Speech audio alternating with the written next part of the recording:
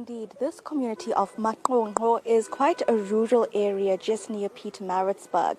The problem here they have is the fact that there is no proper development in this community, leading to high levels of crimes, youth often involved or turning to social ills, drugs, alcohol, then contributing to these levels of crimes. Now, this community, NPOs, local community organizations will now finally have a meeting with the Mkambatini local mayor. This is a local municipality under Umsunduzi, something they've been waiting for a long time, hopefully to gain development opportunities that can somewhat help this community come out of poverty and address the crime issues here. Lungelo Mhlongo is one of those who will attend the meeting here from the Nati Youth Development Foundation. So thanks for speaking to us.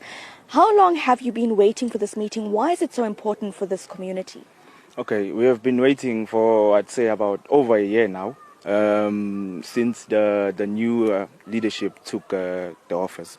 So, ibaluleke kakhulu lento kithi ngoba kuningi osekwenzekile la emphakathini wakithi okuphazamisa youth more especially. We have a problem of drug addiction, we have a problem of alcohol abuse, we have a problem of gender-based violence. We have many issues happening around here, and it seems like no one cares what happens. So as Nati Youth Foundation, we have decided to at least try and do something, try and put together the various stakeholders who can help us achieve our goal, which is to try and build a stable community at least, you know. Tell us about some of these incidents, including where 2 children died recently. Yes. We have the ingane mbili zashona. We had intombazane yote tujuliwe somewhere around. We have recently had about 2 to 3 children about committed suicide out of nowhere, school children for even, and no one seems to care what is happening.